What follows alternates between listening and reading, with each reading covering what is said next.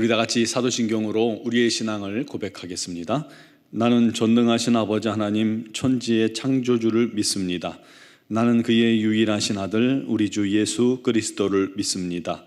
그는 성령으로 잉태되어 동정녀 마리아에게서 나시고 본디오 빌라도에게 고난을 받아 십자가에 못 박혀 죽으시고 장사된 지 사흘 만에 죽은 자 가운데서 다시 살아나셨으며 하늘에 오르시어 전능하신 아버지 하나님 우편에 앉아 계시다가 거기로부터 살아있는 자와 죽은 자를 심판하러 오십니다.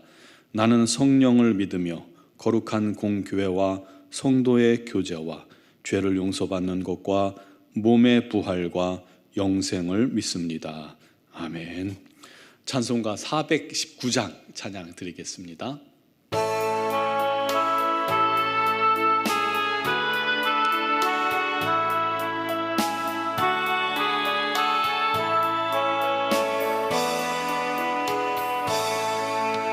주 날개미 내가 편안히 쉬네. 밤 깊고 비바람 불어쳐도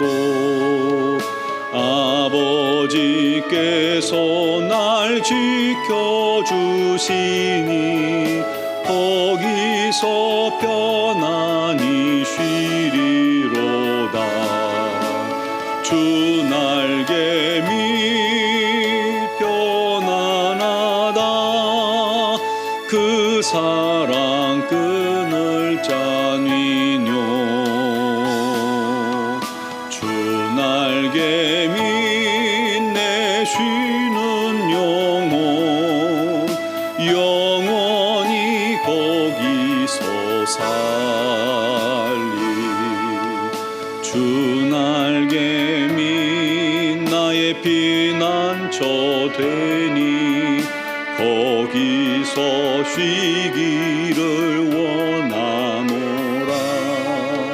세상이 나를 위로치 못하나 거기서 평화를 누리리라. 주 날개미 평안하다. 그 사랑 끈을 짜니뇨.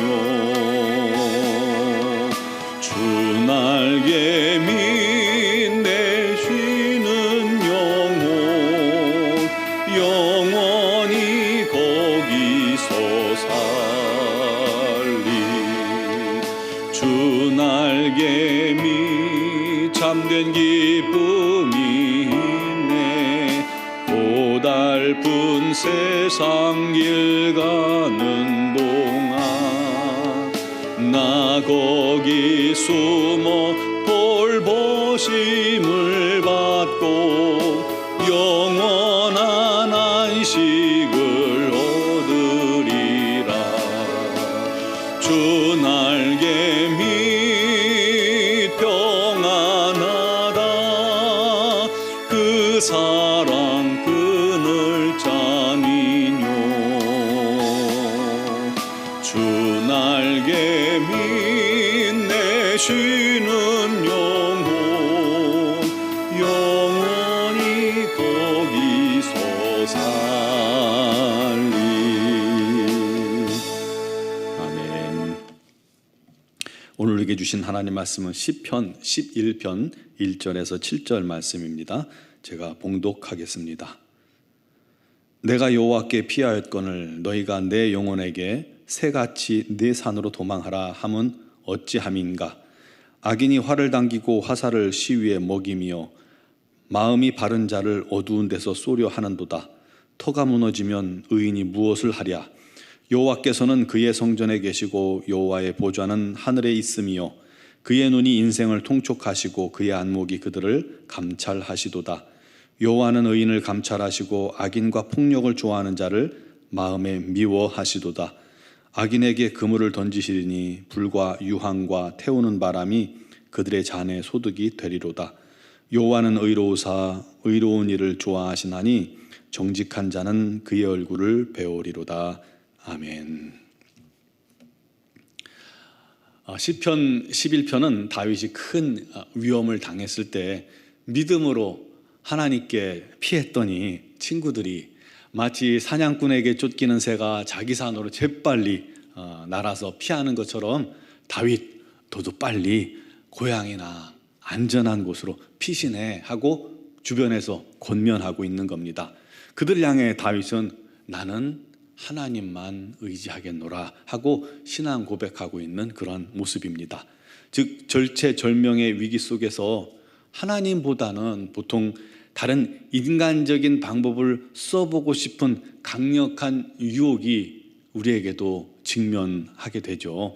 그때 다윗을 숨겨주고 먹여주고 다윗 편에 서줄 아군이 있는, 지원자가 있는 고향으로 피하라는 그런 주변의 유혹, 그 유혹이 얼마나 강합니까? 또 그렇게 하고 싶죠. 하지만 다윗은 오직 사람이 아니라 하나님만 의지하기로 작정하는 모습을 기록한 겁니다. 이 시는 아마도 사울이 다윗에게 시기심을 너무나도 크게 느껴서 다윗을 미워하게 되었고, 다윗을 향해서 창을 2번이나 던진 적이 있었죠. 다윗은 결국 그 사울을 피해서 도망을 다녀야 했던 고통의 그런 세월이 있었습니다. 그 시절 가운데 기록된 것으로 우리가 예상할 수가 있는 시편입니다. 그래서 2절에 악인이 활을 당기고 화살을 시위에 먹이며 마음이 바른 자를 어두운 데서 쏘려 하는도다 라고 말하고 있습니다. 악인들이 다윗을 해치려고 어딘가에 숨어서 활시위를 당긴다라는 것이죠. 그만큼 다윗에게 지금 위험한 상황이 닥쳐오고 있는 것입니다. 근데 3절에 터가 무너지면 의인이 무엇을 하랴. 여기서 터라는 단어의 뜻은 기초, 기본, 규율, 원칙 이런 것을 의미합니다. 즉 기본과 규율이 무너지고 원칙도 없고 법도 없고 규칙도 없는 그런 정말 무법천지 같은 그런 사회, 그런 세상에서 의인도 별 수 없으니까 피하라는 거예요. 주변에서 의인이라도 이런 세상에서는 별 수 없다. 네가 너를 미워하고 싫어하는 왕을 피해 어디로 가겠느냐. 빨리 피해라. 빨리 도망쳐라 라고 하는 겁니다. 사랑하는 성도 여러분, 지금 우리가 사는 세상도 참 너무나도 혼탁합니다. 거짓이 난무해요. 도덕적으로 무너져가고 있어요. 윤리적으로도 기초가 무너지고 있습니다. 자기 중심적인 사고방식이 난무합니다. 자기만 옳아요. 악한 짓을 하면서도 자기가 옳다고 주장하는 시대입니다. 정말 혼돈스러운 그런 세상입니다. 그런 세상에서는 힘 있고 돈 있고 권력 있고 목소리 크고 우기는 자가 정의가 되는 듯 보입니다. 그런 세상에서 의인이 무엇을 하겠으며 어떻게 할 수 있겠는가라는 질문이 던져질 수 있겠죠. 오히려 믿음대로 바로 서면 고통스럽고 또 오히려 왕따당하고 외롭고 힘든 상황을 맞이하게 될 수 있는 겁니다. 그래서 하나님을 의지하기로 결단하고 기도하면서도 성도들이 인간적인 방법과 수단을 찾아 헤매게 되는 것입니다. 그런데 과연 그게 맞겠습니까? 그렇지 않죠. 세상이 그렇게 돌아간다 해도 성도들은 오직 하나님만을 의지하고 하나님께 피하는 자들이 되어야 할 것입니다. 그래야 우리 하나님께서 그를 보시고 인정하시고 됐다라고 말씀하시고 의의 손길로 그를 도와주시고 이끌어 주시는 겁니다. 저희 아버지께서 건강 진단을 하려고 병원에 이제 걸어서 스스로 가셨어요. 별 문제가 없다고 생각하셔서 그냥 간단하게 검사 받으시고 오시려고 생각했는데 의사 선생님이 아버지를 이렇게 심장을 청진기로 이렇게 진단하시더니 곧바로 휠체어에 태우신 거예요. 그리고 진단이 명이 뭐냐면 협심증이었습니다. 4군데가 막혔는데 그중에 한 군데는 97% 정도가 막혔고 또 하나는 뭐 92, 3% 그리고 하나는 70몇 프로 또 하나는 70몇 프로 막혀 있는 겁니다. 그중에 어느 하나라도 특히 97% 막힌 곳에 혈전 하나 지나가다 툭 막히면 그냥 돌아가시는 그런 상황이었던 거예요. 그러니까 급하게 이제 걸어갔다가 중환자가 되신 겁니다. 대전에서는 이 수술이 힘들고 서울로 가라고 추천서를 써주셨어요. 좀 이제 벌써 20여 년 전이니까요. 그래서 긴급히 앰뷸런스로 서울의 큰 병원으로 가게 된 것입니다. 그런데 가서 이제 검진을 받고 수술 날짜를 잡아보려고 했더니 수술 대기자들이 이제 서울 큰 병원이니까 전국에서 몰려오잖아요. 수술 대기자들만 6개월이래요. 아버지같이 위급한 상황에 놓인 사람들만 6개월이라는 겁니다. 참 기가 막히더라고요. 우린 가족들은 너무나 다급해서 안절부절하고 있는데 주변에서 그러더라고요. 누가 의사에게 돈을 주면 순서가 앞으로 당겨진다더라. 다들 그렇게 수술한다더라. 그러는 거예요. 그냥 가만히 있으면 6개월이고 계속 밀려질 수 있다는 것이죠. 이건 뭐 원칙도 없어 보이고 규칙도 없어 보였죠. 하지만 이게 워낙 다급한 상황인지라 가족들에게 유혹이 굉장히 심했습니다. 그래서 이 가족 회의를 했습니다. 돈을 좀 주자.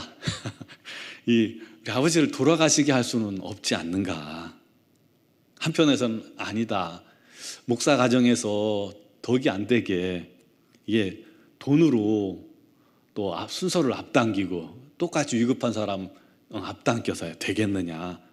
고민 끝에 가족들이 그래 기도하자 하고 결단하게 됐죠. 아버지께서 단호하게 죽으면 죽으리라 라고 말씀하시면서 기도하기로 결단을 한 겁니다. 그래서 이제 그래도 서울에서 가까운 안양에 있는 누님 댁에 아버지를 모시고 가족들은 바로 기도를 시작했습니다. 어떻게 됐을까요?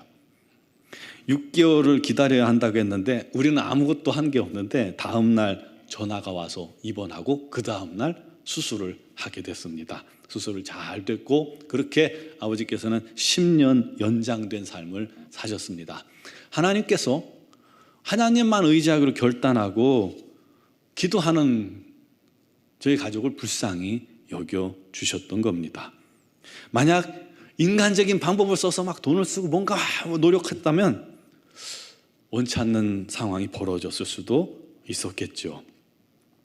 사랑하는 성도 여러분, 우리 삶에 힘들고 참 어려운 일들이 순간순간 닥칩니다. 우리 삶의 터가 무너지는 위기도 겪습니다. 때로는 우리 신앙의 터가 무너질 위기도 겪습니다. 때로는 가정의 터가 무너질 수도 있습니다. 건강의 터가 무너질 위기에 놓여 있을 수도 있습니다. 그렇게 다급할 때 우리는 하나님보다 세상적인 손길, 사람의 손길, 다른 손길을 의지하려는 유혹을 강하게 받게 되는 거예요. 뭐 피할 수 없습니다. 누구라도 똑같아요. 그러나 그때가 우리 믿는 자들에게 중요하다는 겁니다. 그때 더욱 우리는 하나님께 피해야 한다는 겁니다. 하나님 품으로 들어가야 합니다. 우리 하나님의 눈은 우리를 통촉하고 계십니다. 우리의 내면까지 살피고 보고 계신다는 거예요. 우리 하나님은 우리를 감찰하십니다. 시험을 통해서 하나님만 사랑하는지 하나님만 의지하는지 보신다는 겁니다. 그때 우리가 더욱 하나님만 바라보고 하나님만 의지하고 하나님을 붙들고 있으면 하나님께서 그의 삶을 인도하시고 복 주시는 겁니다. 그렇게 믿음의 증거를 우리 하나님께서 허락해 주심을 믿으시기 바랍니다. 아직 이런 믿음의 증거가 없다면 그는 하나님만 의지한 경험이 없기 때문일 수 있습니다. 여러분은 그런 경험들이 다 있으시지요? 다윗처럼 어떤 위험도 어떤 위기도 터가 무너지는 위기 속에서도 오직 생명 걸고 하나님만 바라봅시다. 그때 하나님께서 우리 인생에 개입하시고 구원하시고 원수를 오히려 무너뜨리시고 우리의 삶의 터가 무너진 곳에서 다시금 주님께서 그 무너진 터를 세워주시고 믿음으로 주의 영광 가운데 나아갈 수 있도록 인도해 주실 것입니다. 그런 은혜가 기도하는 저와 여러분들에게 있기를 주님의 이름으로 축원합니다. 기도드리겠습니다. 사랑하시는 아버지, 우리의 삶의 터가 무너지고 가정의 터가 무너지고 신앙의 터가 무너지고 건강의 터가 무너져 갈 때 그 속에서 우리가 하나님만 바라보고 하나님만 의지하는 것, 우리가 신앙적으로 알면서도 또 다른 세상 방법, 세상 의지하고 사람 의지할 때가 얼마나 많은지 모릅니다. 그런 인간적인 노력과 방법을 우리가 내려놓게 하시고 전심으로 하나님을 바라볼 수 있는 믿음의 자녀들이 되게 하여 주옵소서. 우리 하나님께서 우리를 감찰하시고 또 통촉하셔서 우리 하나님의 뜻 가운데로 행하는 자를 붙드시고 우리 하나님께서 기적을 행하시고 우리 하나님의 구원을 허락해 주시는 것을 믿습니다. 그런 은혜가 오늘도 사모하고 주님을 바라보고 주님을 의지하는 자들에게 넘치게 하여 주시고 그를 통해서 우리 하나님 살아계심을 감사하며 증거할 수 있는 귀한 은혜가 있게 하여 주시옵소서.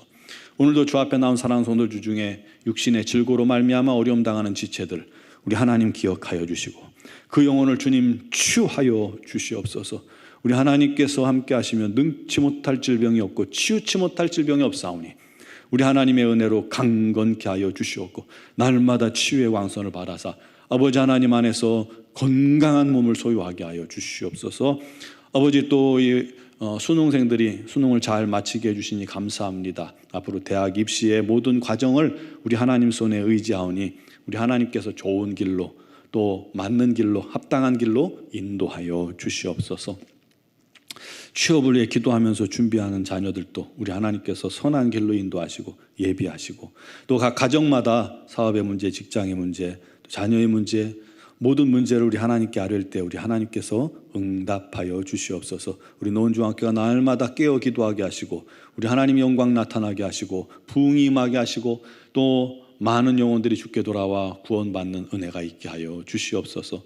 아울러 미얀마 양곤 한인중앙교회 김은경 범한균 선교사님, 이선희 양은순 선교사님에게 성령의 놀라운 은혜와 능력을 더하시고 그 영혼들의 모든 삶과 사역 위에 우리 하나님의 영광 나타나게 하시고 그를 통해서 수많은 영혼들이 주께 돌아오는 은총이 가득하게 하여 주시옵소서. 주여 인도하여 주옵소서. 오늘도 이 새벽에 그리고 영상을 통해 예배하는 사랑하는 성도들 믿음으로 주 앞에 나아가 기도할 때에 우리 하나님 오늘도 귀 기울여 응답하시고 은혜 내려주시고 역사하여 주시옵소서. 감사하옵고 예수 그리스도의 이름으로 기도드리옵나이다. 아멘.